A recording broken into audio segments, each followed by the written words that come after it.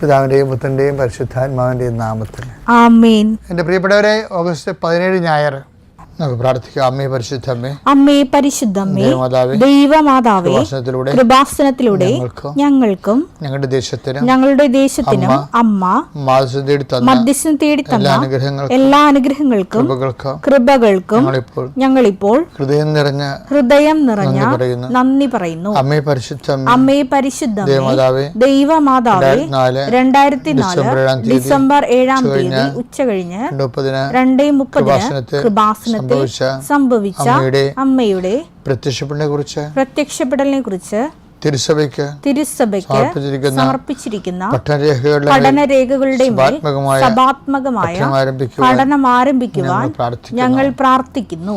അമ്മേ പരിശുദ്ധമ്മേ, അമ്മേ പരിശുദ്ധമ്മേ, ഭൂസ്വർലോകങ്ങളുടെ രാജ്ഞിയായ അങ്ങേയ്ക്ക് ഭൗമസംരക്ഷണത്തിനായി പ്രപഞ്ചപ്രകൃതിയെ തന്നെ തിരുസഭ പ്രതിഷ്ഠിക്കുവാൻ ഈ പ്രത്യക്ഷീകരണം വഴി ഇടയാക്കണമേ. പരിശുദ്ധമ്മേ, ജപമാല മാതാവേ, സകല കൃപാസനം പ്രാർത്ഥനകളോടും ചേർത്ത് ഞങ്ങളിപ്പോൾ പ്രാർത്ഥിക്കുന്ന ഈ കുടുംബത്തിന്റെ പ്രത്യേക നിയോഗം. ഇന്നത്തെ നിയോഗം പറ മക്കളെ.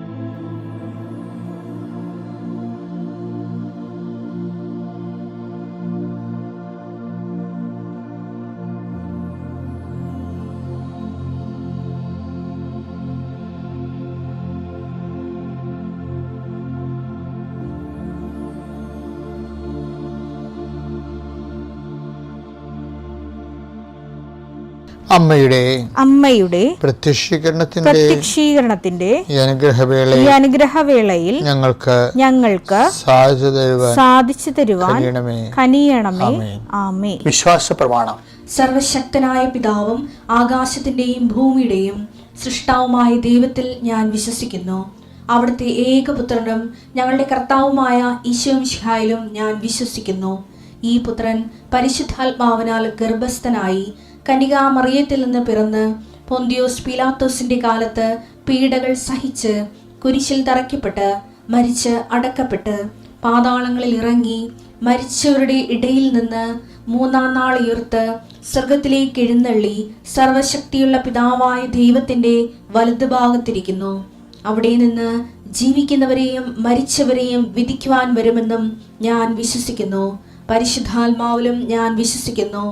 വിശുദ്ധ കത്തോലിക്കാ സഭയിലും പുണ്യവാന്മാരുടെ ഐക്യത്തിലും പാപങ്ങളുടെ മോചനത്തിലും ശരീരത്തിന്റെ ഉയർപ്പിലും നിത്യമായ ജീവിതത്തിലും ഞാൻ വിശ്വസിക്കുന്നു.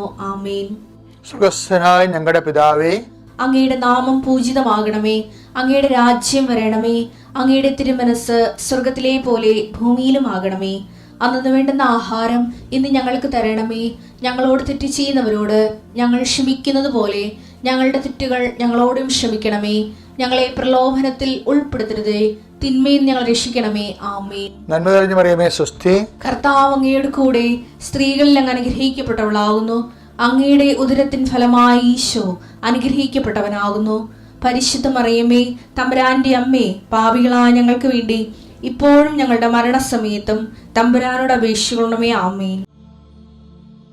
എൻ്റെ കർത്താവേ, നിന്റെ ഉന്നതമായ നാമത്തിന് സ്തോത്രം ചെയ്യുന്നു. എൻ്റെ കർത്താവേ, നിന്റെ വിശുദ്ധ പൗരോഹിത്യത്തെ മഹത്വപ്പെടുത്തണമേ. എൻ്റെ കർത്താവേ, സഭയിലുള്ള സാന്നിധ്യം പ്രകടമാക്കണമേ. 39 വർഷം ഞാൻ അർപ്പിച്ച കൃപാനയുടെ യോഗ്യതയാൽ കൃപാസനത്താരെ ജീവനോടെ പ്രത്യക്ഷപ്പെട്ട പരിശുദ്ധ അമ്മയുടെ മാധ്യസ്ഥത ഇപ്പോൾ പ്രാർത്ഥിക്കുന്ന മക്കളുടെ മേൽ കർത്താവിൻ്റെ സത്യവുകട്ടെ. ഇന്നത്തെ നിങ്ങളുടെ യാത്രാമേൽ കർത്താവിൻ്റെ കൃപ ചൊരിയട്ടെ. നിങ്ങളുടെ ചിന്തകൾ, നിങ്ങളുടെ വാക്ക്, നിങ്ങൾ മറ്റുള്ളവരോട് സംസാരിക്കുന്ന സംസാരങ്ങൾ, ഇടപാടുകൾ, ഇടപഴകലുകൾ, ചർച്ചകൾ, തീരുമാനങ്ങൾ കർത്താവ് അനുഗ്രഹിക്കട്ടെ. ജോലി സമ്പാദിക്കുന്നതിന് വേണ്ടി പോകുന്നവരെ നമുക്ക് ലഭിക്കാനുള്ള പണം സമ്പാദിക്കുന്നതിന് വേണ്ടി ഉള്ള പരിശ്രമങ്ങൾ, മറ്റുള്ള കൈകളിൽ കുടുങ്ങിപ്പോയിട്ടുള്ള നമ്മുടെ അധ്വാന ഫലങ്ങൾ, അതായത് മക്കളില്ലാത്തവർ, മക്കൾ രോഗികളായി കിടക്കുന്നവർ, അവരെല്ലാം ഈ സമയത്ത് അവരുടെ വിടുതലിന് വേണ്ടിയും സമാശ്വാസത്തിന് വേണ്ടിയും ദൈവിക ഇടപെടൽ അവരുടെ ജീവിത മണ്ഡലം ഉണ്ടാകുന്നതിന് വേണ്ടിയും 39 വർഷം ഞാൻ അർപ്പിച്ച കൃപാന്റെ യോഗ്യതയാൽ കൃപാസന അൾത്താരെ ജീവനുടെ പ്രത്യക്ഷയുടെ മാതാവിൻ്റെ മധ്യസ്ഥത്തിൽ അൾത്താരയിൽ നടന്ന 10,000-കണക്കിന് ആരാധശക്തിയെ നിങ്ങളെ ആശീർവദിക്കുന്നു. നിങ്ങളുടെ ഇന്നത്തെ ദിവസം കർത്താവിൻ്റെ നാമം ശുഭകരമാകട്ടെ. നിങ്ങൾ പോയി ജോഷുവയോടും മോസസിനോടും പറഞ്ഞ ദൈവം, വിശേഷത്തിൻ്റെ അവസാനം വരെ പറഞ്ഞുകൊണ്ടിരിക്കുന്ന ദൈവം, ആവർത്തിച്ച് പറഞ്ഞുകൊണ്ടിരിക്കുന്ന ദൈവം, ഞാൻ നിനക്ക് മുമ്പേ എൻ്റെ ദൂതനെ വിടുന്നു എന്നതിനേക്കാളുപരി ഞാൻ തന്നെ നിൻ്റെ കൂടെ വരികയും നിനക്ക് മുമ്പേ പോവുകയും ചെയ്യും. കർത്താവ് ഇതിൻ്റെ സാന്നിധ്യം എല്ലായിടത്തും സന്ധിപ്പായി അനുഭവിക്കാൻ അങ്ങേ സ്വന്തം മക്കൾക്ക് കഴിയണമേ. പിതാപുത്രനും പരിശുദ്ധാത്മാവായ സർവ്വീശ്വരനെ നയിക്കുവാമേ. എൻ്റെ പ്രിയപ്പെട്ടവരെ, നമ്മൾ ആധ്യാത്മിക ജീവിതവും ദൈവ വളർച്ചയും, ദൈവ വളർച്ച എന്ന് പറയുന്നത് ദൈവത്തിൻ്റെ വളർച്ചയല്ല, നമ്മളിലുള്ള ദൈവത്തിൻ്റെ വളർച്ച. ദൈവത്തെക്കുറിച്ച് അറിയുകയും അറിയുന്നതനുസരിച്ച് നമ്മൾ ഇൻവെസ്റ്റ് ചെയ്യും, അവിടെ അവലംബം വെക്കും, ആശ്രയിക്കും. അതനുസരിച്ച് നമുക്ക് ഒരു ഔട്ട്കം കിട്ടും, റിസൾട്ട് കിട്ടും, ഒരു ബലം കിട്ടും നമുക്ക്. അങ്ങനെയാണ് നമ്മൾ ദൈവത്തിൽ വളരണത്. ദൈവവിശ്വാസം കൃപാസനത്തിൻ്റെ ഒരു അപ്രോച്ച് രീതി അതാണ്. അതായത് നമ്മൾ ഒരു ഫോർമുല അപ്ലൈ ചെയ്തിട്ട് അതിൻ്റെ തനത് ഫലങ്ങൾ ക്രിയേറ്റ് ചെയ്യാൻ പറ്റുമെന്നുള്ള ഒരു ദൈവാനുഭവത്തിൽ നിന്നാണ് നമ്മൾ ഉടമ്പടിയുടെ പല കാര്യങ്ങൾക്കും സൊല്യൂഷൻ ഉള്ളതായിട്ട് ആൾക്കാരെ സാക്ഷ്യപ്പെടുത്തുന്നത്. സൊല്യൂഷൻ വെച്ചാൽ പരിഹാരം ഉള്ളതായിട്ട്. ഇപ്പോൾ ഉദാഹരണത്തിന്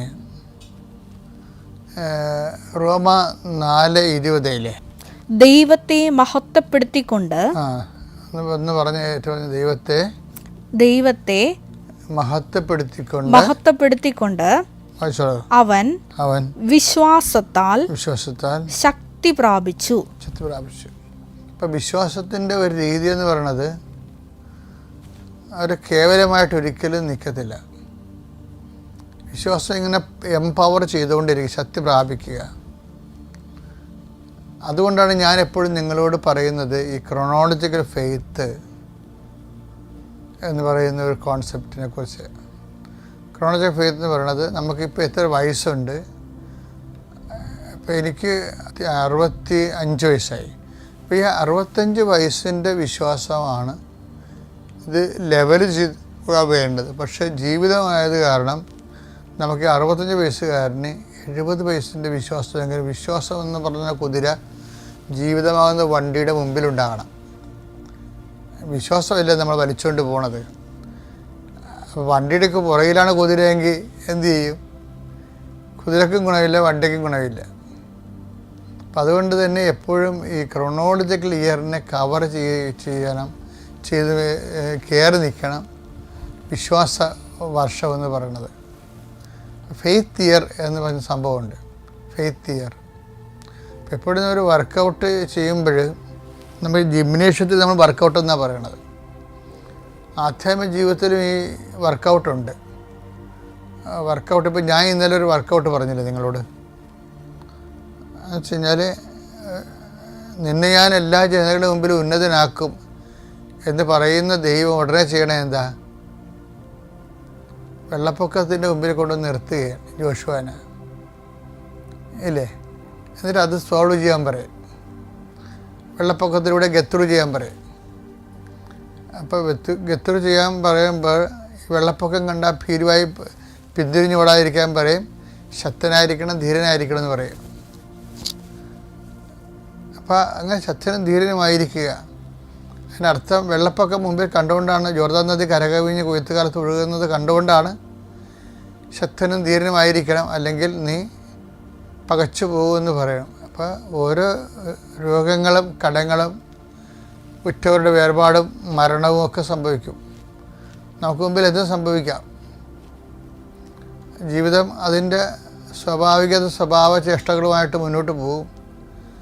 നമ്മൾ പിന്തിരിഞ്ഞ് ഓടാതിരിക്കാനാണ് ശക്തനും ധീരനുമായിരിക്കുക. എന്താണ് കാരണം? നിന്നെ ഇതുവരെ നയിച്ച ദൈവം നിൻ്റെ മുമ്പേ പോകുന്നുണ്ടെന്ന്. വെള്ളപ്പൊക്കം അല്ല മുമ്പിൽ, ദൈവമാണെന്ന് ഓർക്കണം. നമ്മൾ പക്ഷെ കാണുന്ന വെള്ളപ്പൊക്കത്തെ ആയിരിക്കും. ഈ വെള്ളപ്പൊക്കത്തിൽ നമുക്ക് ഇടയ്ക്ക് കാണാത്ത ദൈവത്തെ കാണുന്നതിനാണ് വിശ്വാസം എന്ന് പറയുന്നത്. അത് ഇപ്പോൾ പറഞ്ഞതുപോലെ ഓരോ ദിവസവും ശക്തിപ്പെട്ടുകൊണ്ടിരിക്കണം. ആ വചനം ഒന്നൊരു വായിച്ച്. ദൈവത്തെ മഹത്വപ്പെടുത്തിക്കൊണ്ട് അവൻ വിശ്വാസത്താൽ ശക്തി പ്രാപിച്ചു. അപ്പം ഈ നമുക്ക് ദൈവത്തെ മഹത്വപ്പെടുത്താനുള്ള ഒരു സിറ്റുവേഷനിലേക്ക് ദൈവം നമ്മളെ കൊണ്ടുപോകും. അപ്പം അവിടെ നമുക്ക് ചെയ്യാനുള്ളത് ദൈവത്തെ മഹത്വപ്പെടുത്തുകയാണ് ചെയ്യാനുള്ളത്. അത്യപൂർവ ദൈവാനുഭവങ്ങൾ ഇനി നിങ്ങൾക്കും സ്വന്തം. ഈ യൂട്യൂബ് ചാനൽ ഇതുവരെ സബ്സ്ക്രൈബ് ചെയ്തിട്ടില്ലെങ്കിൽ ഇപ്പോൾ തന്നെ സബ്സ്ക്രൈബ് ചെയ്യുക.